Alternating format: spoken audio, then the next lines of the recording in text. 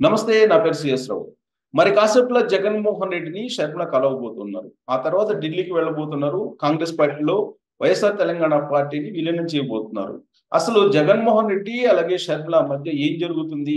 YS ఫ్యామిలీలో అంతర్గతంగా ఉన్నటువంటి అంశాలు ఏంటి అనే దాని మీద విశ్లేషణ తీసుకునేటువంటి ప్రయత్నం చేద్దాం. ప్రస్తుతం ఉప్పల్ లక్ష్మణ్ గారు ఉన్నారు. వైఎస్ ఫ్యామిలీ గురించి బాగా తెలిసినటువంటి జర్నలిస్టుల్లో లక్ష్మణ్ గారు ప్రముఖంగా ఉన్నారు. విశ్లేషణ తీసుకునే ప్రయత్నం చేద్దాం. నమస్తే అండి లక్ష్మణ్ గారు. నమస్తే. సార్, షర్మిల, జగన్ ఎపిసోడ్ చూస్తున్నారు. మరి కాసేపట్లో ఆమె ఏదో క్యాంప్ ఆఫీస్‌కి వెళ్లి కలవబోతుందని చెప్పి షెడ్యూల్ కూడా ఫిక్స్ అయినట్టుంది. సో వాళ్ళిద్దరు కలవడం ఎలా కనిపిస్తుంది సార్? ఎలా అనిపిస్తుంది మీకు? చాలా కాలం తర్వాత వన్ టు వన్ కలుస్తున్నట్టున్నారు. అంటే వాళ్ళ అబ్బాయి వివాహం పత్రిక ఇవ్వడానికి వెళ్తున్నది. నిన్న చూసాం మనం ఇడుపులపాయలో తండ్రి దగ్గరికి వెళ్ళి ఆ పత్రికను అక్కడ పెట్టి ఆమె మిగతా వాళ్ళందరికీ కూడా పత్రికలు ఇవ్వడానికి కార్యక్రమం ఆమె నిర్ణయించుకుంది. ఆ మేరకు సరే జగన్మోహన్ రెడ్డి గారి ఆయన ముఖ్యమంత్రి హోదాలో ఉన్నప్పుడు ఆయన అపాయింట్మెంట్ ఇవ్వకుండా ఈమె వెళ్ళలేదు కదా. అంటే అపాయింట్మెంట్ ఇచ్చాడని దాని అర్థం. ఆమె కలుస్తున్నది ఇవ్వాలంటే. సో అపాయింట్మెంట్ ఇచ్చాడు. ఆమె వెళ్ళి కలుస్తున్నది. పత్రిక ఇచ్చి వివాహానికి పిలుస్తున్నది అన్నది బయట సమాచారం మనకు. హ్మ్. అయితే రాజకీయంగా ఇక్కడ పరిణామాలు రోజు రోజుకు మారిపోతూ ఉన్నప్పుడు వాళ్ళిద్దరి మధ్య రాజకీయాలు మాట్లాడుకుంటారా? మాట్లాడుకోరా? అన్నది కూడా ప్రశ్న. ఎందుకంటే ఆమె రేపే కాంగ్రెస్ పార్టీలో చేరిపోతున్నది. ఇవాళ సాయంత్రం జగన్మోహన్ రెడ్డి గారిని కలిసిన తర్వాత ఆమె విజయవాడ నుంచే ఫ్లైట్‌లో ఆమె ఢిల్లీ వెళ్తున్నది. రేపు 100% ఆమె పార్టీలో చేరుతున్నది. కాంగ్రెస్ పార్టీ. సరే కాంగ్రెస్ పార్టీలో చేరిన తర్వాత దాని పరిణామాలు ఎలా ఉంటాయి అన్నది ఒక అంశం అయితే, ఆమె అంటే పార్టీలో ఆమె స్థానం ఏంటి అని. రెండో అంశం ఏంటంటే అసలు షర్మిల, జగన్మోహన్ రెడ్డి గారు ఎలా ఉన్నారు? అంటే వాళ్ళ మధ్య ఉన్నటువంటి విభేదాలు ఏమయ్యాయి? హ్మ్. ఒకటేసారి పార్టీని పెట్టి ఒక్క సందర్భంలో ఆమె జగన్మోహన్ రెడ్డి గారిని గూడా అంటే ఆమె తెలంగాణలో పార్టీ పెట్టినా జగన్మోహన్ రెడ్డి గారిని గూడా విమర్శ చేసింది. ఇవాళ ఎందుకు గత 6 నెలలుగా పూర్తిగా ఆమె విమర్శలు చేయకుండా మానేసింది. తర్వాత వైఎస్ఆర్‌సీ అంటే అదే తెలంగాణకు సంబంధించినటువంటి పార్టీని ఆమె పెట్టి కూడా ఎన్నికల్లో పోటీ చేయకుండా ఇప్పుడేం చెప్తున్నది? నా వల్లే కాంగ్రెస్ కాంగ్రెస్ గెలిచింది అని చెప్తున్నారు. అదే. ఇప్పుడేం చెప్తున్నది? హ్మ్. కాంగ్రెస్ పార్టీ గెలవాలని చెప్పి నేను పోటీ నుంచి విరమించుకున్నా. 31 నియోజకవర్గాల్లో హ్మ్.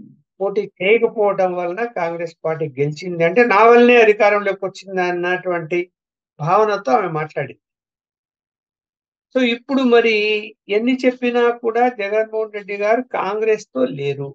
పోనీ కాంగ్రెస్‌తో కలిసే అవకాశాలున్నాయా? లేవు. ఆయన తెలంగాణకొచ్చేసరికి కేసీఆర్‌తోనే ఉంటాడు. ఆయన కలవబోతున్నాడు గూడా. రేపు కలవబోతున్నాడు. వార్తలు గూడా వచ్చాయి. కేసీఆర్‌ను రేపొచ్చి కలుస్తున్నాడు హైదరాబాద్‌లో. హ్మ్. ఎవరు? జగన్మోహన్ రెడ్డి గారు. అలాగే కేంద్రంలో బీజేపీని వదులుకునే పరిస్థితిలో లేడు. ఇప్పుడు ఈమె రాజకీయం ఏంటి అని మనం ఆలోచించినప్పుడు ఏంటంటే, అసలు రాజకీయాల కంటే ముందు కుటుంబ తగాదాలు ఎక్కువ. హ్మ్. దాని వలన ఆమె విభేదించింది. కుటుంబ తగాదాలు ఏంటివి? ముందైతే రాజకీయ పరిణామాలు ఉండేవి. ఆమె జగన్మోహన్ రెడ్డి గారు జైలుకెళ్ళినప్పుడు ఆయన పాత్ర తీసుకొని ఆమె పాదయాత్ర చేయటము, పార్టీని నిలబెట్టడము ఇయన్నీ చేసింది. హ్మ్. సరే మొదటిసారి వైఎస్ఆర్‌సీపీ అధికారంలోకి రాలేదు. రెండోసారి వచ్చింది. వచ్చిన తర్వాత ఎలాంటి రాజకీయ పరమైన ఆహ్వానము షర్మిలకు జగన్మోహన్ రెడ్డి గారు ఇవ్వకుండా పక్కన పెట్టారు. ఇది వాస్తవం. దానికి కారణాలు ఏమై ఉంటాయని మనం ఆలోచించినప్పుడు ఏంటంటే, ఇంటిలో కుటుంబ తగాదాలు అన్నవి చాలా కాలం నుంచి నడుస్తూ ఉన్నాయి. ప్రత్యేకించి జగన్మోహన్ రెడ్డి గారి సతీమణికి వీళ్ళ మధ్య అంటే షర్మిల మధ్య కూడా కొన్ని అభిప్రాయ భేదాలు వచ్చాయి అన్నది కూడా పులివెందులు ఎవరిని అడిగినా చెప్తారు. అలాంటి పాలిటిక్స్ పరిస్థితి విషయంలోనా సార్? పాలిటిక్స్ విషయంలోనా? లేదంటే ఇతరత్రా విషయాలు వాళ్ళిద్దరి మధ్య గ్యాప్సా సార్? పాలిటిక్స్ సంబంధించిన అంశాలు అదే చెప్పబోతున్నాం. కుటుంబంలో ఉన్నటువంటి తండ్రి గారు చనిపోయిన తర్వాత అంటే తండ్రి గారి సమయంలో ఉన్నటువంటి ఆస్తులు విషయంలో పూర్తిగా విభేదాలు వచ్చాయి. ప్రధానంగా వాటి కారణంగా. అదేదో చిన్న చితక ఆస్తులు ఏదో లక్షల్లో ఉంటే గనక ఇంత వివాదాలు కోట్లల్లో ఉన్నాయి. కాబట్టి ఈ కోట్లల్లో ఉన్నటువంటి ఆస్తుల విషయంలో చట్ట ప్రకారము తండ్రి పేరుతో ఉన్నటువంటి ఆస్తుల్లో నాకు వాటా ఉందన్నది ఈమె వాదన కూతురుగా. నీకెందుకు ఇవ్వాలా అన్న వాదన జగన్మోహన్ రెడ్డి గారి కుటుంబం నుంచి వాదన. సరే ఈ ఈ ఈ ఈ వాదనలు పెరిగి పెరిగి కుటుంబంలో వాళ్ళకు గ్యాప్ రావటం, వాళ్ళమ్మ కొంత ప్రయత్నం చేసినా కూడా అది ఫలించకపోవటము, మరి విధి లేని పరిస్థితుల్లో విజయమ్మ జగన్మోహన్ రెడ్డి గారినితో సన్నిహితంగా ఉన్నా కూడా వదిలేసి కూతురుతో పాటు హైదరాబాద్ వచ్చి ఇక్కడ పార్టీ పెట్టడానికి ఆమె ప్రోత్సాహము, ఆమె ఆ పార్టీలో కూడా కలిసి తిరగడం జరిగింది.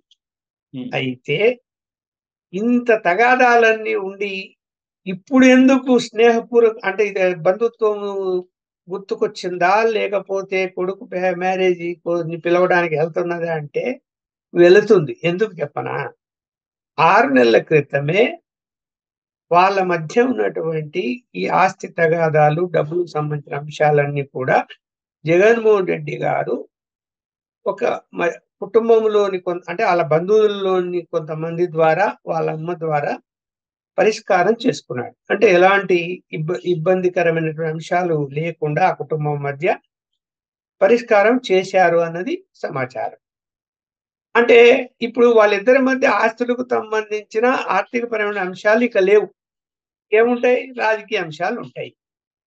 ఆయన ఏంటి, ఎన్నికలు రాబోతున్నాయి. తర్వాత రెండోది ఏంటంటే కుటుంబంలో మనం ఇలాంటి కలహాలు పెట్టుకొని ఉండి ఆమె మళ్ళీ రేపు ఏదైనా ఆంధ్రప్రదేశ్ రాజకీయాల్లోకి వచ్చినా కూడా ఇబ్బందికరమైన పరిస్థితులు రాకుండా ఉండాలి వద్దు అనేటువంటి ఉద్దేశంతోనే ఆయన ఎలాంటి ఇబ్బందులు లేకుండా పరిష్కారం చేసుకున్నాడు అన్నది ఆ కుటుంబ సభ్యులు అందరికీ తెలుసు. ఇప్పుడు వాళ్ళిద్దరి మధ్య ఆ సమస్యలు లేవు అని.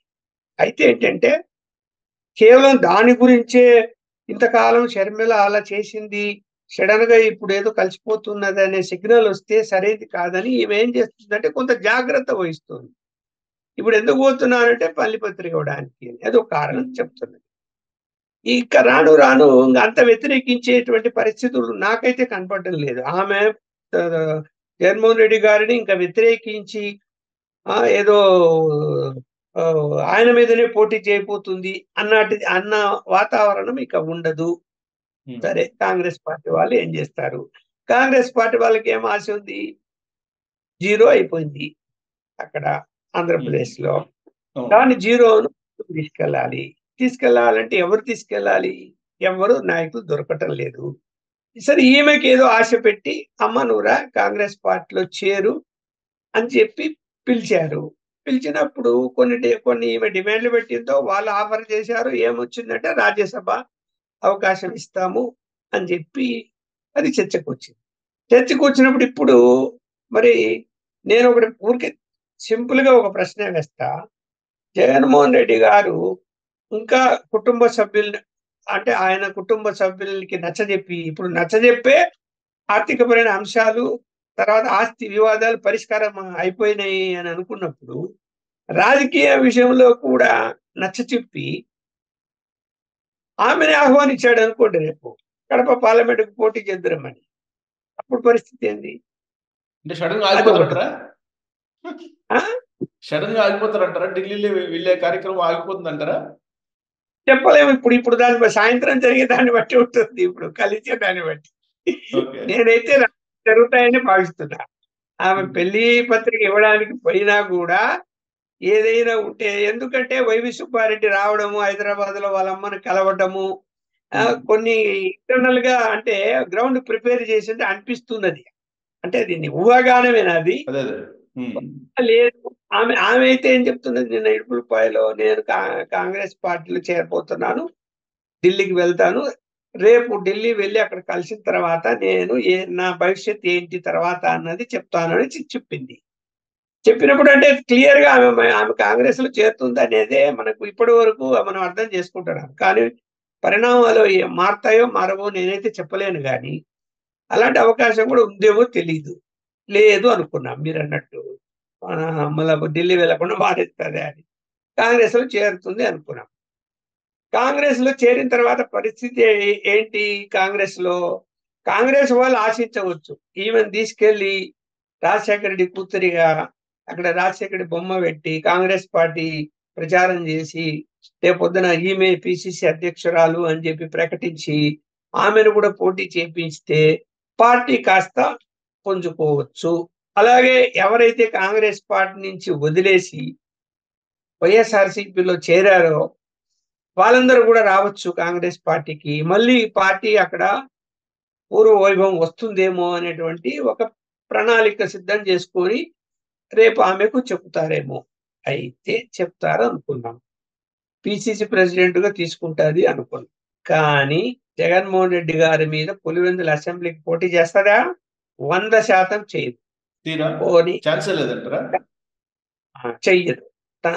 అన్న మీద పోటీ చేయమను చేస్తుందా? చెయ్యదు. ఓకే. పోనీ కడప పార్లమెంటుకు పోటీ చేస్తుందా? అది కూడా చెయ్యదు.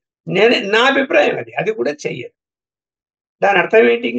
అందువల్ల మనకు అక్కడే తెలిసిపోతుంది వాళ్ళిద్దరు ఆ 2 కుటుంబాల మధ్య ఉన్నటువంటి సమస్య పరిష్కారం అయింది అని. పోటీ చేస్తే అప్పుడు ఇంకా సమస్య ఉందని చెప్పొచ్చు.